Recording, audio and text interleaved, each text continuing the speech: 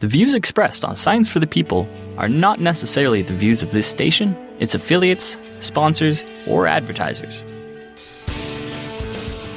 This week on Science for the People, we look at the future of space exploration and weigh the benefits of sending humans versus sending robot proxies. Welcome to Science for the People. I'm Rochelle Saunders.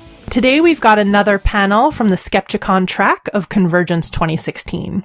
There is space. There are robots. What more could you possibly want? Enjoy.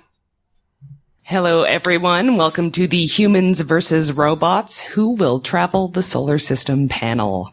My name's Desiree Schell. I'm the host of Science for the People, a Canadian radio show, and I will be acting as your moderator for this panel.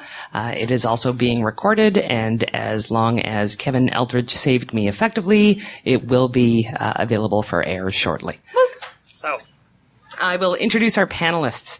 We have Nicole Gugliucci, who is an astronomer, who is also an assistant professor of physics at St.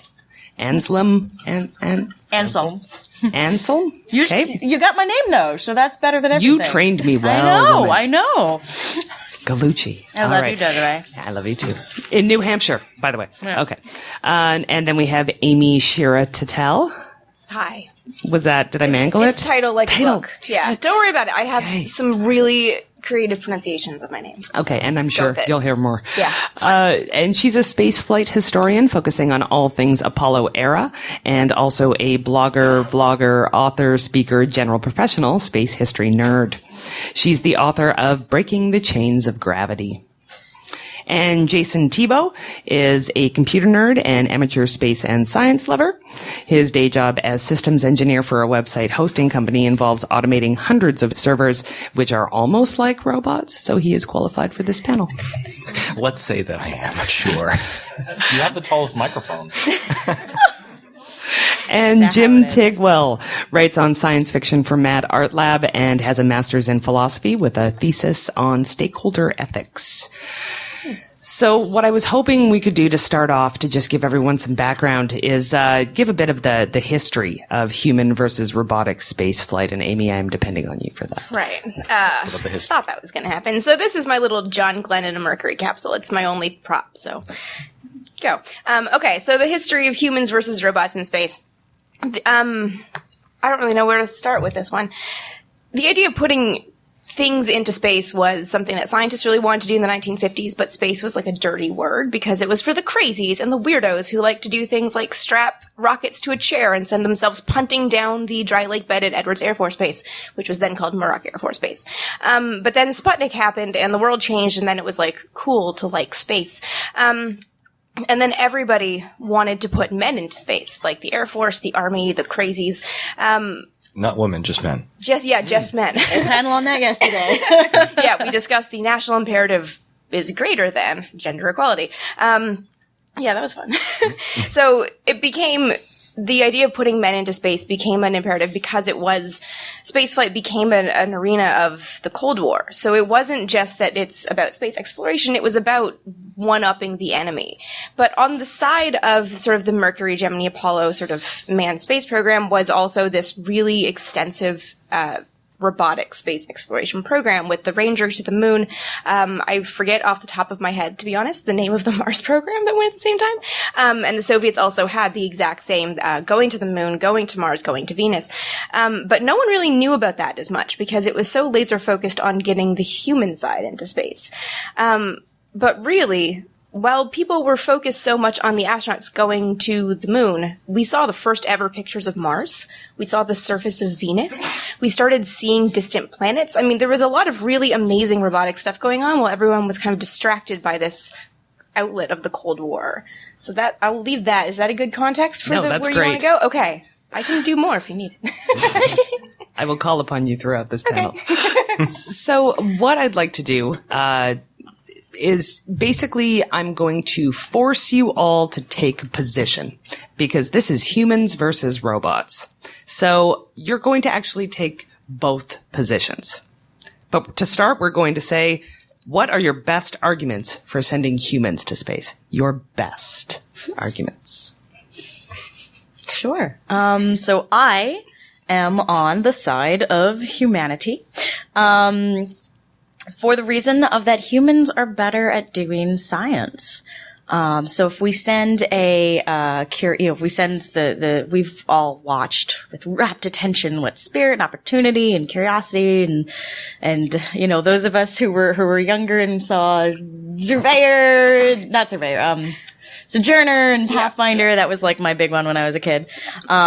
We've watched them with rapt attention, but not a whole lot of other people do. But some of us do.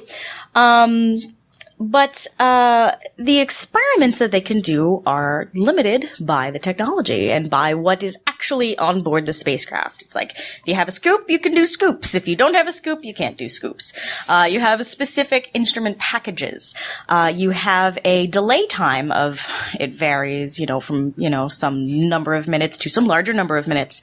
The delay time between sending a command and actually having it do the command and then give you the result. So none of it's, there's no real-time thinking process involved.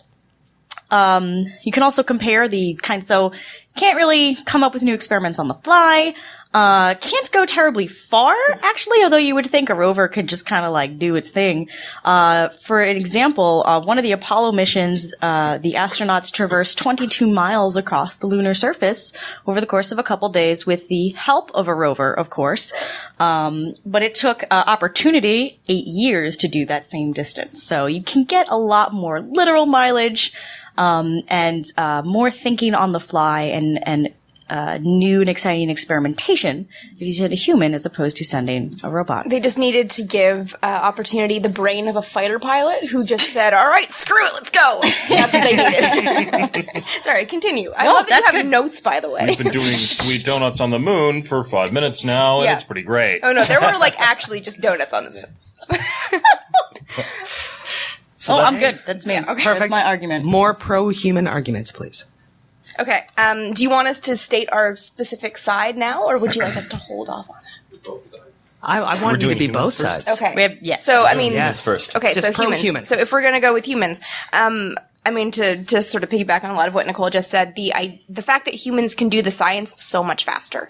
I've got geology friends who also do geology on Mars. And it's really interesting listening to them talk about how they have to figure out how to program a rover, how to program the software, upload it, make the commands, pick up a rock, have the rover look at the rock, store the data, send it back down, and then the data is interpreted. You take the same scientist that comes up with figuring out how to do that, programming it, doing the uplink.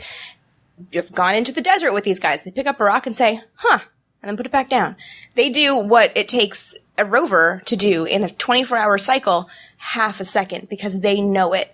And if you really want to do good, lots of science, imagine if we had a human on Mars for a decade. How much more science you'd be able to figure out, because you don't have to have everything be this 24-hour cycle of I pick up rock now. Okay.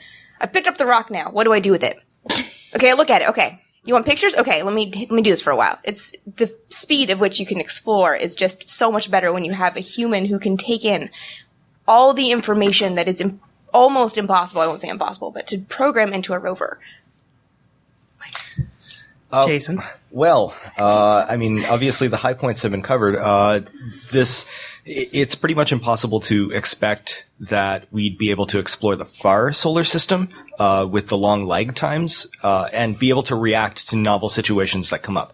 As soon as something happens, if we can't react instantly, we could lose our probe. So having somebody out there who can actually improvise on the fly would be the best use, I guess, of the resources to get something out there. There's obviously arguments against it that, that person might end up dead as a result of trying to find some scientific, whatever. But science in absence of an actual humanity presence, it's fairly heartless. And if we were to entrust just robots, whether automated or artificial intelligence or anything like that, I feel as though that the heart is missing, the actual intentionality, the drive behind trying to discover new things is absent there. And I feel as though it's important to have somebody who is morally culpable doing the science out in space. I'm not a scientist, so I have a sort of a different perspective on that. And I think the best argument to send humans is humans are better storytellers than robots. I mean, we have some robots and AIs that will write poetry and things like that, but there is something meaningful about spaceflight and space exploration to have a human being come back and tell you how it felt to be there and what that experience means to them. And I think that is valuable, especially we had a panel yesterday on the sort of ways to fund spaceflight and the media issues around it. And what we need are those stories. We need, Sally Ride, Chris Hadfield. I mean, pick a name out of a hat. The people who have been there and seen it, it is real to them, and the things that they bring, the experiences they bring back, are made real to us in a way that pictures and video, although majestic, can't give us. Can I just add something to that, just because that's an interesting point? You guys know the famous Earthrise picture from Apollo 8? Yeah. Do you guys know what the first ever Earthrise picture looks like? Because it was taken by a robot and nobody saw it. Oh. It was really grainy. It's black and white. It was from about 1966. The name of the mission right now, quite frankly, escapes me. But it's the exact same picture, just black and white. But there was no human story involved. Oh, wow. And no one knows that picture. But we all know the one that Bill Anders took in 68. Wow. So, yeah, there is a... confirmed? Aren't they still fighting about who took that photo? No, it was Anders. But aren't they still fighting? No. No, I've met them all and they've not. They say Anders. Yeah. So, now that you have all stated your reasons for thinking humans should be in space, how about robots? Why should robots be in space? Humans are whiny. Let's face it. They need all that oxygen, all that food, and like, oh my god. And they'll you have eat the to tuna poop. anyway. They might get food poisoning if their hunger overtakes their reason. Yeah, it's just, man, they're whiny as anything. Whereas robots, they pretty much do. Want me to take the picture now? Take the picture now. I liked your I'll take the picture now. Blink, blink, blink. Yeah, humans are whiny and need a lot. And when you're going to space, when you're escaping Earth's gravitational well, you need a lot of fuel to get that stuff up there. So the crazy amount of resources it takes to keep a human being alive, super expensive. Super, super expensive. Yeah. Sorry, I'm trying to find one of my favorite quotes from Kurt Vonnegut is exactly from this, from Hocus Pocus, and I don't think I'm going to find it in time. But he says something to the effect of, like, what's the point of putting humans into space? These are whiny meatbags who have massive amounts of defecation, who need so much food, who have to be coddled and cared for, when a robot can do the exact same thing, and if the robot dies, no one cares. I mean... It's like bleak, but quite frankly. Unless they have a really good Twitter account. Yeah, it's true. We've seen that happen. It's true. Sarcastic that robot, Rover. Sarcastic Rover, people got really sad. Do you see that montage of Spirit's last days where like they faded out? It's so sad. The one that actually made me cry was Phoenix, which was sent to the Martian pole, and as it froze and was covered in snow and ice and stopped working, like whoever did that, I can't remember who did that Twitter account now. It was one of the first person rover accounts, and I cried. People wrote poetry. It was anyway. So you can have that emotional, maybe, with a robot. Yeah. Okay. Wait. I think this might be. Hang on. Okay. Yeah. The mind is the only thing about human beings that's worth anything. Why does it have to be tied to a bag of skin, blood, hair, meat, bones, and tubes? No wonder people can't get anything done. Stuck for life with a parasite that has to be stuffed with food and protected from weather and germs all the time. And the fool thing wears out anyway, no matter how much stuff you protect it with. Bodies are jerks. Yeah. It's one of those things that, like, if you can imbue a robot with the ability and the knowledge of a human, which is admittedly very difficult, that will be able to do so much more with so much less money than a human.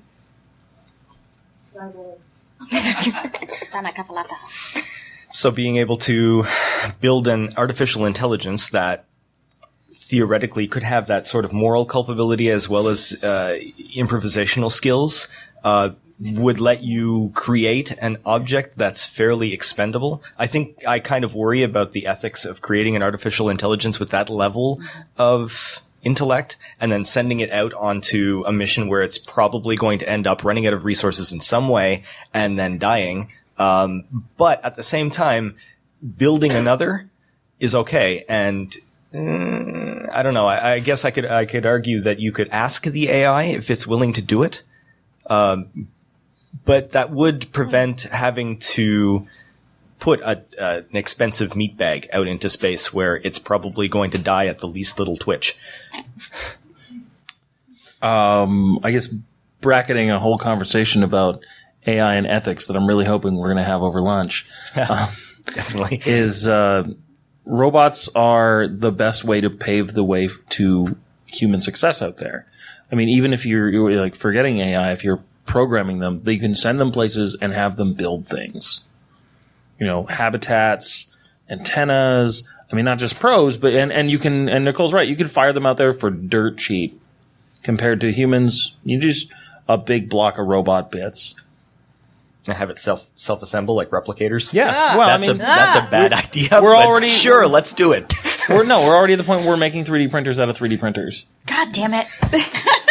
I had an Uber driver once who tried to convince me for the hour I was stuck in traffic in Oakland that we needed one robot to build all the other robots, and they would fix the other robots, and then we would have no need to do anything at all. I jumped out of that cab so fast. Like master mold? I don't know what he was on about, but it was just like, we need one robot, and then the robot will build all the robots, and then we won't need to do any work ever again, and we'll need no money. I was like, so I don't have to pay you for listening to this, right? Yeah. Well, and so that's the part I want to point out. And I know you've sort of mentioned it, but the fact is that no human lives are lost if you send robots out into the black, right? Mm-hmm. Right. Does that matter? Ultimately, there's 7 billion of us. We're pretty expendable too.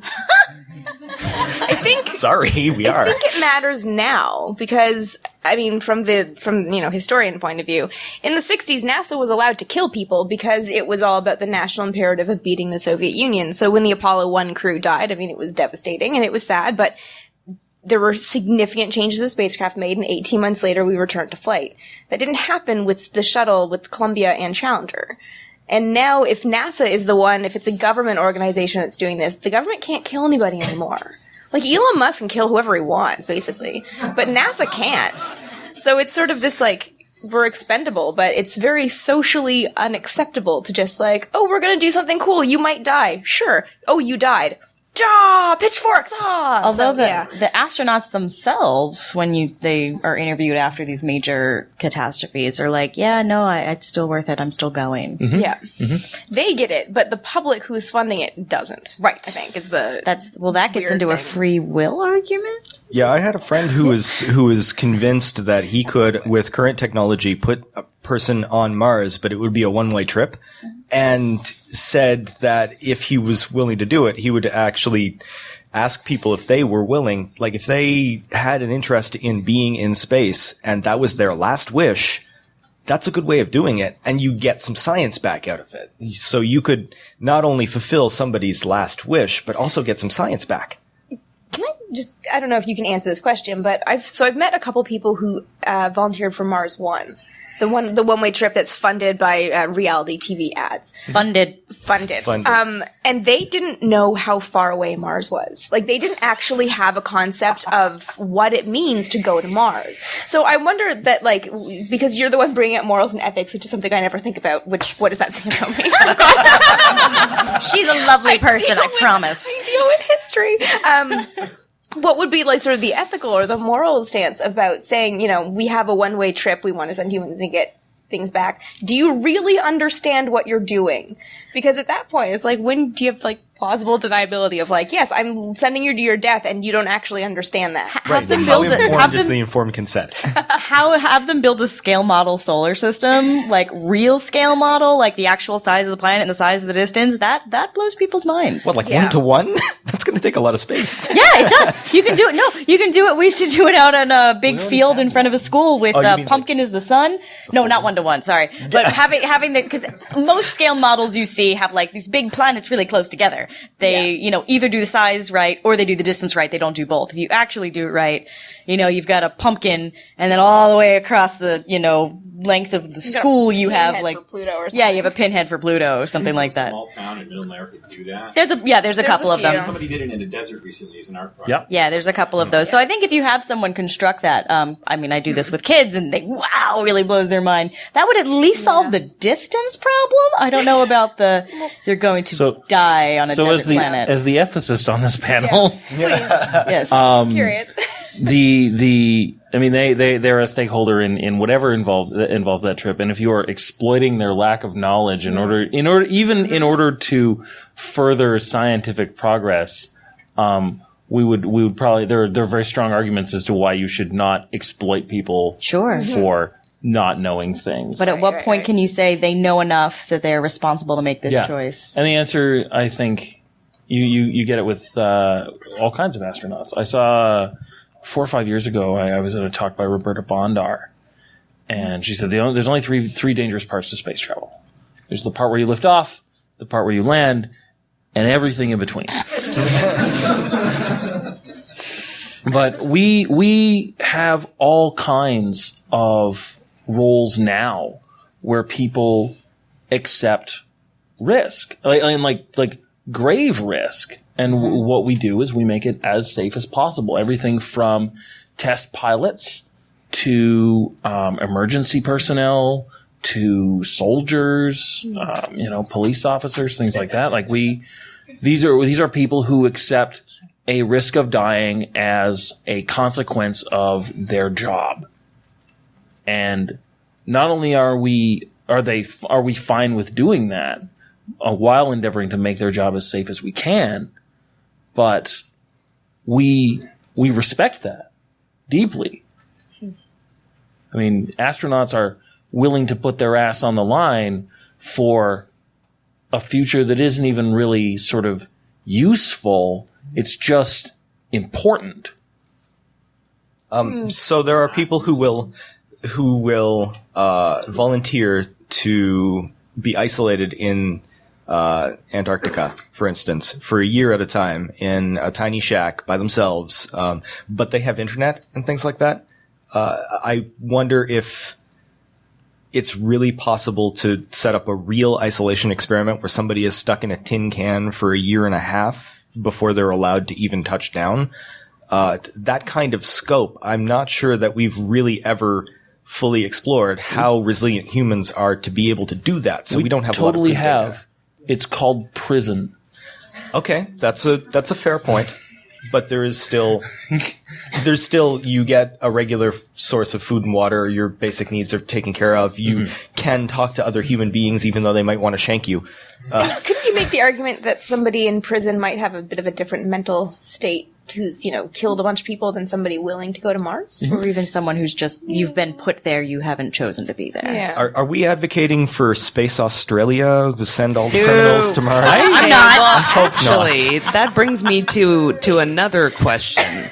So if, for some reason, this whole idea that, no, we don't want the robots out there, we want the humans out in space, and we want them to colonize someplace, for example, who are we sending there? Are we sending our best and brightest, like the folks that we expect to carry on our lineage? Or are we sending people who are disposable? We've already said on this panel that sometimes it doesn't matter. So I know this is recorded. We said that, but that's my concern. Let's have that conversation. Who would we be sending out realistically? Go ahead.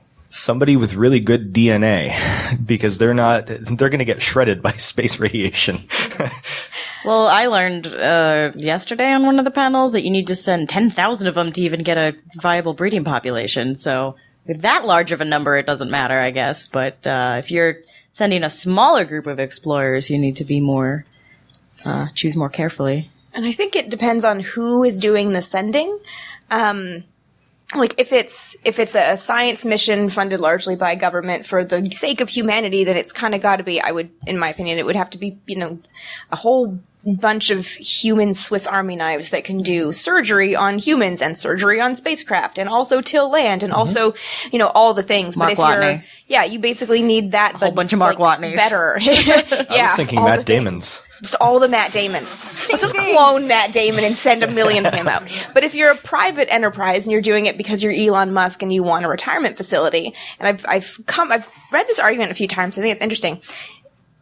Elon Musk isn't going to want to go to Mars and then build his own stuff. He's going to bring worker bees to do it for him. So do we send it such that Mars and Earth become a new caste system where only the wealthy get to go to Mars?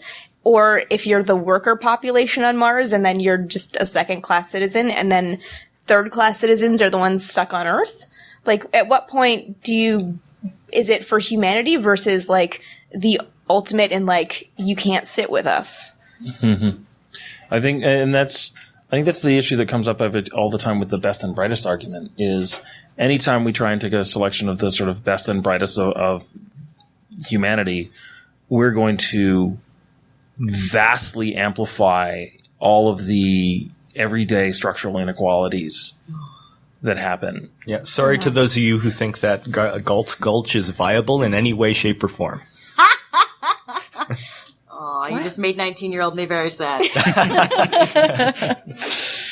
But that's the case. We're actually not, if we do send our best and brightest, we're not doing the Earth any favors for the folks that are still left here. We're taking all the good ones, as it were. Yeah, if it's for science, then the best and brightest, because you need the people who can do all that. But if it's for colonization... But let's think about this best and brightest argument for a moment, because best and brightest usually means, we're talking about someone capable of doing science and engineering. How many of our best and brightest have, in the last just year, have been shown to be serial sexual harassers?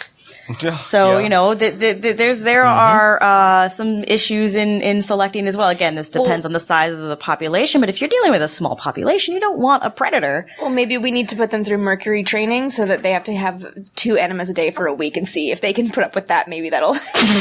Wow. This got dark. Sorry, that makes way more sense if you were in our discussion yesterday. It's a joke. Yeah, sorry. The Mercury astronauts had to be, prodded to high hell because they had no idea what would happen to bodies in space, so they were every basically orifice was measured and quantified, including they had 2 enemas a day for a week. So yeah, I feel like somebody has that kind of attitude maybe wouldn't put up with that. So maybe that's just how much are you maybe not. I don't know. Grad school kind of sucks, and they did that. Just trying to figure out how to weed out the horrible people. But this is the thing. If we can't be sure that we're sending the right humans out to do the right things, wouldn't that come down on the case for robots then? Why take that risk? Because how are we going to build our best and brightest robots unless they're also going to be culpable for the same they're going to be subject to the same level of scrutiny as far as, are you going to be a moral actor? Are you going to be capable of working with other AI robots? Are you a serial sexual robo harasser? You're just gonna get in deep on the robot enemas right now? Yeah. Oh my god. Oil up. It's way too early for robot enemas. Phrase I never thought I would hear multiple times in a row. But at least with robots, you can have software updates. You can't really do a attitude update to a human who's malfunctioning. But at that point, that's basically like an attitude adjustment. Yeah. You'd be lobotomizing somebody remotely via firmware update. Yeah. I don't know. Who's a psychologist in the room? I think a little too much about AIs, I guess. Jim, you look pensive. I am pensive. So part of me is space travel is done by committee. And the part of me that wants to tell stories about space travel and space exploration and space colonization is it would be the worst thing in the world to send marketing people into space. Everything you already get from astronauts is sort of, coached and edited and things like that. But if you had a space colony and you were like, all right, now we need to tell people about life on this space colony, you would get a committee of people assembled so fast that would make it so boring that it would make me deeply sad. But my head says we send the people who need to go. The people who, are sitting, the kids who are sitting in inner city schools looking up and knowing they need to get out.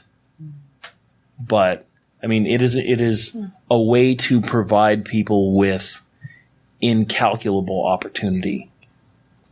So send the people who space travel for a year and a half in a tin can would be an upgrade?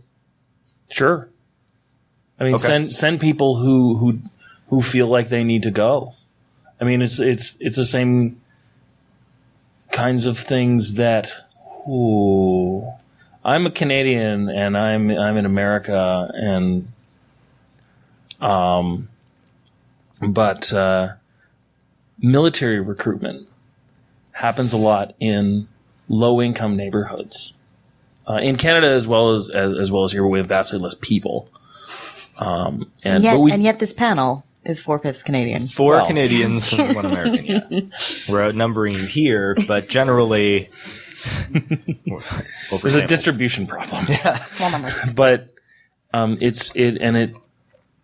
there's a whole bunch of structural problems with that. But at the same time, the notion is that this is a thing that everyone needs to commit to, and it is a thing that everyone should have the opportunity to do.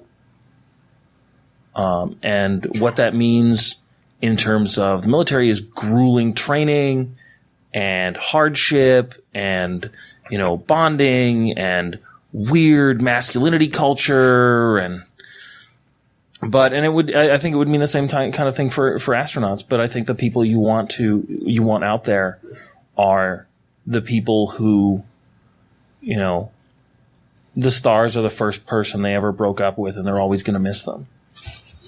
Okay. So send the people who are looking up lovingly at the stars, who need to get away from a really bad situation. We bootstrap them into the knowledge that they need to be able to be a proper colonist, and then we put them all together. Yeah, I mean, maybe it takes 20 years to train a colonist. How long does it take to train a fighter pilot? Right. Okay. I think that's viable. What do you guys think of that? The scientists on the end. Well, I mean, I did have a thought that that kind of training hasn't ruled out harassment in the military either. Certainly not. But 20 years of training for a lifelong mission sounds about right. Yeah, I've never really, to be honest, thought about it in those terms, but yeah. Yep. I'm sorry, I got nothing. I'm just trying to think through that right now, but I think it's, yeah, when are you ready to do something like that? Do you have the skills, and when are you mentally in the right position to start doing that? I don't know. I don't have kids, but I've been told that being a parent, you're not actually ever ready for it. Just oh God, there's a baby, no matter how much you try and prepare. And I think being a colonist, oh, God. yeah, I feel like being a colonist would be like that. Yeah, you're never really ready. You just do it. You're not ready. You're ready to take whatever is thrown at you, and then you're sort of ready to roll with it. I feel like in any random distribution, you're going to have the problem people, though. If you take any random distribution of people for whom space is an escape from the hardships of Earth, you might have some people who their formative years were filled with hatred and malice, and that might shape them. Or you might end up with people who were just economically disadvantaged, for whom they've always been, the person who could make a rocket ship out of bubblegum scotch tape. So you're going to send them MacGyvers. But in that distribution, that's still made up of just regular plain old humans. And we all have, in any random room, there's going to be somebody that might have done something really awful to some other human being. And that's going to happen in space too. So you can't really avoid that no matter what population distribution you try to grab. I agree. I can confirm that 100% of the people you send into space will be people. Yes. So maybe it's about finding out like the right level of fallibility in the people we send. Like, you don't want to send a murderer or a serial harasser, but like, who is good enough? Yeah, like maybe it's like, let's split the difference, guys. Let's just figure out who's. You're not the greatest, but you'll do. There's too many axes, though. Yeah. On that graph. That's like an n dimension space where n is really large. I mean, you just do what you can and then fix the problems as they come up, as far as I can tell. Yeah. That's the best I could. So I'm wondering then, so if we decide, humans colonizing is a good thing for whatever reason, to what level of exploration do we use just the robots to get to that point? I'm sorry, this is your job. No. Nope, you're getting there. That's the perfect. thing I just came up with. Yeah. Like, is there a compromise somewhere there, or are there stages? If we find some way to upload a human brain into a robot body and then send that robot body out and have regular backups sent back to Earth so that we could get that back. I mean, sure, that's kind of singularity level technology. Do you want Skynet? That's how you get Skynet. I kind of want Skynet. Yeah, I think the idea of sort of a multi-pronged approach to this, with robots doing a lot of the heavy lifting and being very involved in the process, would probably, in my, again, haven't really thought too much about that one, but that seems like it would make a lot of sense, because then you're not putting all the onus on the humans to do all the problem solving. It would probably, I imagine, help the human interaction bit. And kind of smooth things out if you can delegate to robots. So maybe I'm coming back to this as I'm talking and thinking out loud. Sorry. So Canadian. The idea of sort of the problem of the caste system with the rich going to Mars and bringing the worker bees. What if it's just scientists going to Mars and their worker bees are robots? And then that kind of negates the issue of like power and dominion over another portion of the population, because it is a robotic population that sort of helps ease that transition into colonizing a planet, maybe. That is a very ill-formed thought. I apologize. Well, that's kind of the idea of having humans and robots work I mean, they've been testing this in a very small capacity on the International Space Station with Robonaut. Yeah. Which so cool. Looks like a human. Yeah. And it's not, anywhere intelligent, but it is kind of a worker drone helper bee thing for, it looks humanoid. All the very intricate tools that you need to do work on the space station or I guess not shuttles anymore, whatever. Were designed for human hands and the gloves, so they designed this robot to look articulated hands. Yeah, articulated hands in the spacesuit to work alongside the humans. So there's at least a little bit of thought already going in that direction. And I wonder if somebody has any thoughts on the psychology of that. Like, Robonaut is very humanoid. I met one of the trial ones once, and it's like, it really does feel like a human. If that is a thing that would help ease that sort of working between humans and robots, to have it be humanoid, that you feel more like you can trust a robot who looks like you. I don't know. I'm scared of robots anyways. After having thought as much as I have about AIs, I kind of find the humanoid AIs to be every bit as or even more creepy, because they end up in that uncanny valley of, they're kind of like a human, and they might also have the entire internet in their brains, and I don't want to meet anybody like that. And even just conventional robots. I don't know that having it be human shaped helps me. But it's mostly because, so I work in software, and it's not the hardware that's the problem.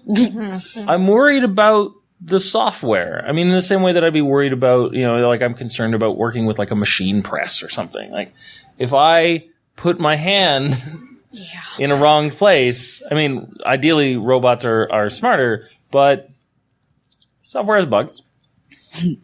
So keep my hand out. It might uprise. That's why if a humanoid robot has a bug, will it just crush, kill, destroy? That's the default robot BIOS, is my understanding. Yeah. Humans have bugs. So and that just I have a lot. Yeah.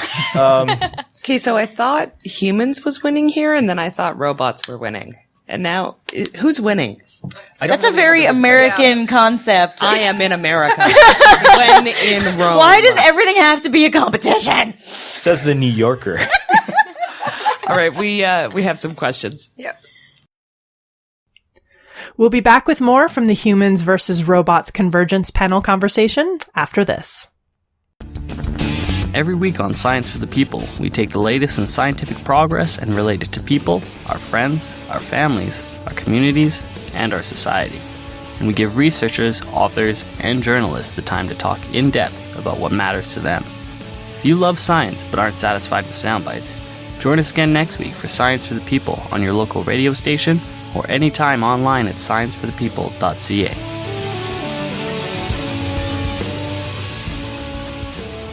Welcome back to Science for the People, where we've been playing a panel we recorded during the Skepchickcon track at CONvergence 2016, titled Humans versus Robots, Who Will Travel the Solar System?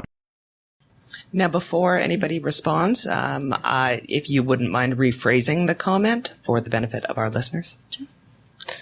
So just to recap what you just said, humans are fallible, and if you get to a situation where you need novelty and improvisational skills, then you've already failed, because humans are not necessarily going to make the right decision, and in fact, very often make the wrong decision in those situations. I agree with that completely, but at the same time, I feel as though if you've reached that point with a robot without artificial intelligence, then you've got zero return. You've done nothing at that point. You've hit a situation where you have not anticipated what needs to be done in that situation, and so the robot does nothing. So maybe picking up the wrong rock or putting down the rock was the wrong decision, but a worse decision was not even knowing there was a rock there. So I'm sort of back and forth on that. I get that you could theoretically make things significantly worse for your endeavor by having a human make a wrong decision, but inaction is sometimes a wrong decision too. So I was thinking of the symbiotic relationship between humans and robots, as you were saying that. Imagining that you get to that situation and, crappy human brains that do stupid things wants to make this decision, and the robot helper, though not, maybe not on the level of AI intelligent, separate sentient being, does give you this, but this is the result that you should do. This is the optimized parameter. Cause, the computer's really good at doing a whole lot of things, and it can run models and give you an answer. And that's against what your gut reaction is, say your gut's wrong. That happens. Will the humans working with the robots have the humility to say, I'm going to trust the model's results, and not do the Captain Kirk thing I want to do? Also maybe. We've been operating sort of on this notion that humans who are on another planet will be alone. And they might be in the sense that they're the only ones there. But in the same way that when you're in a spacecraft, like the ISS or something, you are not alone. There's a ground team of people monitoring everything you are doing, and they are mustering any experts they need to be in a position to offer advice. So you're not, when you're walking around on Mars looking at rocks, it's not just you, the geologist, it's 30 geologists in a room watching it on a huge screen going, Katie, pick up that rock. Okay, just go back. It's like. But there's like an hour delay. It's like geologist Twitch chat. But there's like an hour-long delay. Yeah. Like, if someone doesn't text you back immediately, God, come on, text me. Because at that point, you're not really in a better position than the rover, who's sort of like, I see a rock. What do you want me to do with this? Doom. Okay. So it's sort of like, it worked. That was definitely a thing on the moon, because the light time delay is like, 0.3 seconds or something? Yeah, but as soon as you get farther out. So, you've got, the one geologist, Jack Schmidt on 17, had all the back room of geologists, and that made a lot of sense because they could see it in real time. But on Mars, you wouldn't have that. So you'd need the human to be that jack of all trades, but also wait for the committee. Mm-hmm. So but not in an emergency. Yeah, there's sort of, I don't know. To fix the human problem, you'd have to be able to send back and forth information instantly, faster than light communications, so that you'd still have all of the resources of all of the humans on Earth, in real time. That is not this panel. It's too early for faster than light. Go ahead. A bunch of non-physicists. My question is. So the hybrid approach he's suggesting is to have humans in orbit around Mars and all of the drones on the surface reacting to that human's commands. Mm-hmm. Oh, I was. Do you want to? Oh, so I was just gonna say that, like, that's the compromise that I've talked to a lot of my Mars working friends about as, like, the best next step in terms of exploring and looking at maybe colonizing down the line, because then you kind of don't have to fully deal with the challenges of landing humans on Mars, which you just don't have the money to figure out right now, and don't have to necessarily have it be like, oh, Lord of the Flies on Mars edition. But you have... I mean, Lord of the Flies above Mars, even better. But you know, if you're in orbit for 2 years and then they can come home, but they still have the real-time interactions with the rovers on the surface. They can see it because there's no light time delay between the surface and orbit. But then you still have the benefit of being able to communicate with home if you need to. Mm-hmm. That sort of, to me, is like, that should be the next step. And that has been seriously proposed, but I think that idea. It's hard to convince people that we're going to go all that way not to land. Like, yes, we know that the cost of the rocket fuel to get them off the surface of Mars is ridiculous, and that's why we'd want to do it. But if you're doing this with public funding, convincing people we're going all the way there not to land, I think is a tricky issue. But scientifically, it makes sense. If it costs you $10 billion to get somebody into orbit of Mars, and then what's another $18 billion to put them on the planet? Now you're thinking like an American. Yeah. Right. Throw good money after bad. Yeah, we're right there at the finish line. It just takes another twice as much as we spent. Yeah. It's one of those things that, like, you can. Yeah, people don't like going all that way and not doing it all the way. I mean, Apollo 8's a great example when they were just like, we need to just go, and they're like, well, we need to go into orbit at the very least, and everyone was like, no, they're gonna die, and then they didn't die, but people were sort of like, that's awesome, but you didn't land. Yeah. Go ahead. I don't want to land on Saturn. Yeah. So the comment was that Titan and Europa are where I want to go. I want to go to Titan. The comment was that we're Mars-centric. Oh, yeah, sorry. We're being very Mars-centric. What about Ceres? Ceres is awesome. It has water. Titan is cool because the atmosphere is like 1.5 times our atmosphere. So with like a flight suit, you could fly. You could fly with like wings on Titan because of the atmospheric pressure. Sorry. That's really exciting. One of the things that seem to be escaping here is the incredible vastness of space and how much time it takes to get anywhere. That's why, and human beings don't live that long. Yeah. It takes a very long time to get anywhere in space with our current technology, and human beings don't live that long. That's why pilots are going first, because they don't die as quick. Yeah. Right. So I was on the New Horizons mission to Pluto team. I'm one of the communicating people to the world, not the science people. And it was really interesting. I kept meeting people that were like, oh yeah, so did the astronauts launched and they're already there? It's like, no. It takes 9 years to get to Pluto. There's not just like a person curled up in there hibernating. Like the distances out there are just so obscene that it's really hard to I mean, again, this is the problem of like people volunteering to go to Mars don't really understand that it's a 2-year journey of like, you can't go outside and go for a walk in those 2 years. So bring a book. So I've seen a lot of people speculating about like, could we put people into like hibernation sleep or something so that they don't get sick, they don't like whack their head and knock themselves out and get a brain aneurysm or something. Like, how do you keep people safe before they get to the planet? I mean, barring all the radiation issues that we know about, like people are kind of stupid. Like, you know, case in point. Safe and sane. Insane. Oh god, yeah. I mean, I am not a psychologist, so the issue is safe and sane. I'm not a psychologist in any way, but I always find this to be one of the most interesting issues because the Mars 500, I know we're back to being Mars-centric, sorry guys. The Mars 500, which was that European Space Agency, like 500-day experiment of a simulated Mars mission, these guys knew, the communications delay lengthened like it would on a real mission, but these guys knew that if a fire broke out in their habitat, they weren't going to die. Like, you have that knowledge that you are safe on Earth.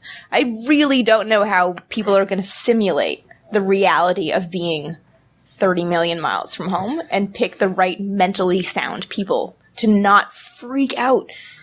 So this is why I keep going to AIs, but I'm afraid that they're probably going to go, they're going to go HAL 9000 on you too. Couldn't you just program them to not have a freak out program? So, to give you guys a scale, I like to make little pretend scale models in my class. So just to give you a visualization, if the Earth is a ping pong ball, the sun would be maybe about half the size of this room. And I don't know how big the hotel is, but, I have the example on my tiny liberal arts campus. So if you imagine the size of a tiny liberal arts campus, it's a little bit bigger than that, right? Ping pong ball, this room. So we're just talking about the solar system. Beyond that, you get to the Kuiper Belt, is most of New Hampshire. If this room was the sun, I said, this is very centric to my campus from my classes. I've done this for several universities now. Now, to figure out where to get the next star on that scale, if you shrink the sun down to the size of a ping pong ball, so the solar system is like, atoms or whatever, the next closest ping pong ball, let's see, I have the distance between New Hampshire and Indiana. 2 ping pong balls, New Hampshire and Indiana, right? So this is the kind of space we're talking about just to the next star. So and for the Canadians in the room, that's like Nova Scotia to middle of Ontario. Thank you, man. I really appreciate that. I had no idea. I have it set up for Virginia and New Hampshire, the 2 places I've taught this course. Indiana, the square one? Yeah, I know. Who knows? At least the Canadians in the room are laughing at that joke. Anyway, do we have other questions? I would say that needs yes, and you'd need even a third thing, which would be emotional stability. Repeat the question. Just rephrase. Oh, sorry. Wow, I sound like you guys. Sorry. So asking, what would you, if you're talking about colonization, what do you need to factor in more? Are they good breeding stock? How healthy are they? What's their DNA like? I'm sorry. I was giggling at your phrase of good breeders. It's just and the other one was their intellectual capacity. So which one do you care more about? I'd say that and emotional stability, I think, would be not only being able to do a wide variety of things, but being able to do all those things and keep a cool head, I think, is actually more important. Because if you're clever, you can figure things out. If you're super intellectual but don't have human skills, have panic attacks, what use are you if things go bad? So I think it needs to be more than anything emotional intelligence. I do need to parameterize this somewhat in that the breeding stock question is really only relevant if you're talking about a generation ship to Alpha Centauri or wherever, or yeah, it'd be multi-generation. It's 4 light years away. Yeah, I have no. Yeah. 10 light years, something. I forget. It's 4.3 light years. 4.3? Okay. So we're talking about, these are vast distances. Like, this isn't just a trip down to the corner store that is Mars 2 years away. This is Indiana, guys. This is from I don't New Hampshire. even know where Indiana is. I don't know where we are right now. So, unless you're going to colonize something, breeding stock really doesn't enter into it. And there's also the question of what genetic traits are actually going to be important for your specific colonization. So we're talking about eugenics in space now. Yeah, basically. Right. Basically. We're going to space Jim, seed. help We're going to put. I also think that we are without even mentioning, we are bracketing a huge discussion about disability, mental illness, and queerness. In the sense that if you're focused on breeding, where does that put queer people in space colonization? Well, Emily Fink and I already decided it's going to be or somebody from the audience gave us, it's just going to be women and a whole bunch of tubes of sperm. Yeah, I was at that panel. Sure. We're there, okay. I feel like that's equitable. That's fair. The sperm get a chance to go up. But Like especially in contexts like better than a whole mental illness and disability, I think are things that really come up is if you're in a position where, and I am not in any way qualified to comment on this, but if you're like if we're trying to move space colonists to a position where what matters is that your mind does the work, then your mind is going to be really important. Which ideally means that we're going to